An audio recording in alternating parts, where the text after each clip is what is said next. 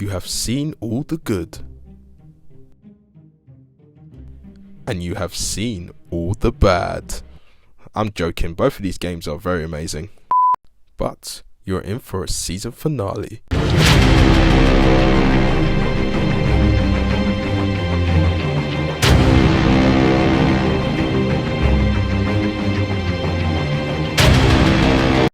Yeah, we're reviewing Street Fighter Alpha 3.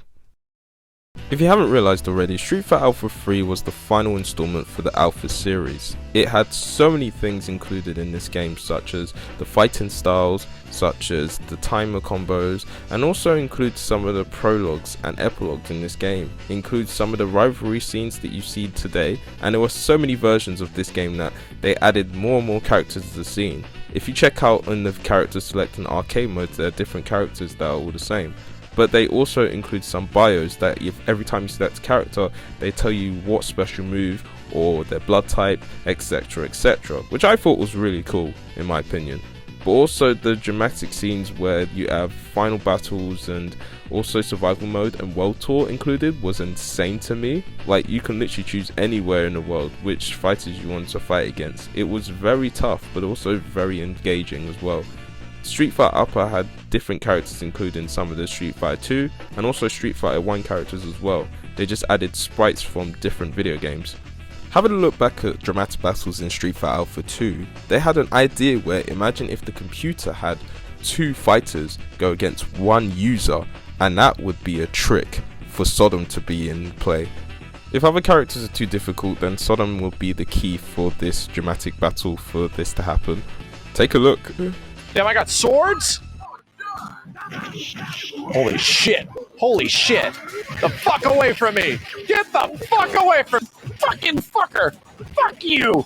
The fuck away from me. Get the fuck away from me. When it comes to the scene though, Street Fighter Alpha 3 included different things such as epilogues and prologues for characters that were rivals, and there were also some cutscenes where you had so many people talk to each other in terms of just having a nice friendly battle or rivalry battle, or even a fierce battle with M. Bison, who basically wants to conquer the world with his psycho powers. Basically, special intros with Blanca and Dan were hilarious, but there were really cool ones such as Ryu and Sagat alongside Dan and Sagat as well. There were also Mika and Zangief, who were both big fans of each other, that were great too. Sakura and Karin were basically really good rivalries. There were the famous girl rivals as well, but they were both really fierce. Also Cammy and Bison were basically another thing too, but they were really great at what they did, with Charlie and Bison being included too. There was a list of them. Yeah. Beat 'em up, guys! Get ready, fighters!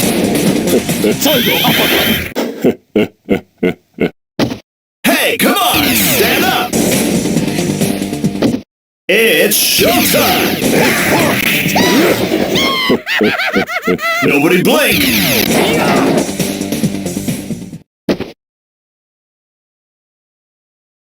Hey, come on!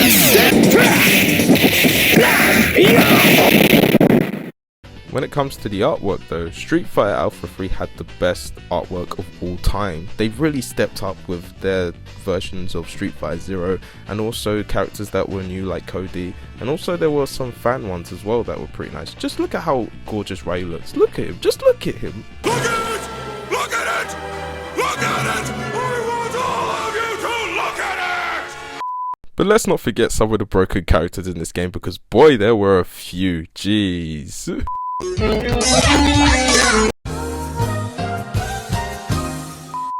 Ingrid is definitely on the list of broken characters for sure. Just look at her combos, jeez.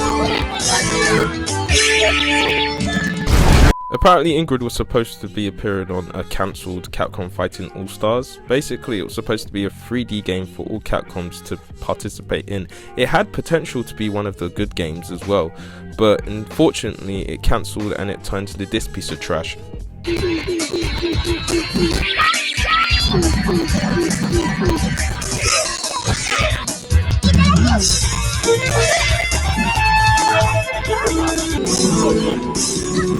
Nope.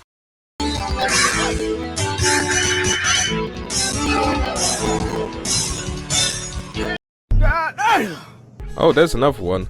r.mika was definitely one of them. An inspired Zangief ripoff. Basically, she was a wrestler too, but her moves in this game were so jarring that whenever you played against her, her grabs would really annoy me so much in this game. Like, take a look for yourself.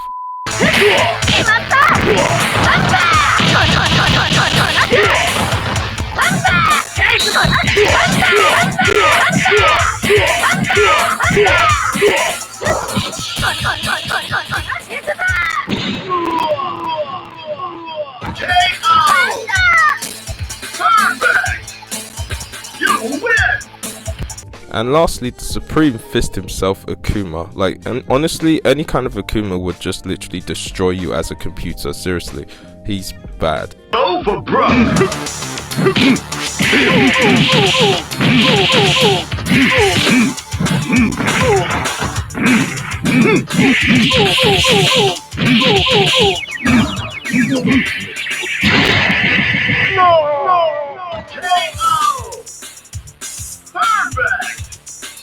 You win! It all depends on your skill! Basic strength! KO!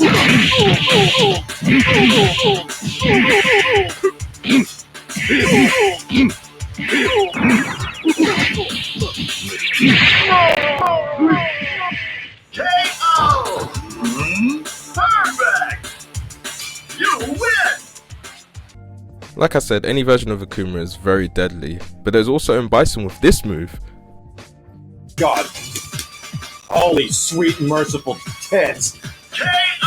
Oh, and there's more as well. The artwork in this game looks pretty slick for M. Bison though, but seriously, M. Bison was something else in this game. A boss so cheap and so nasty that his move was just so deadly. You tried so hard to alpha counter his special move, but seriously, it's very hard to be getting away from some of these, and he's very oppressive as well.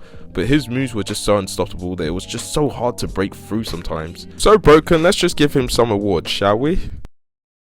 And the award for the most broken character in this game goes to M. Bison.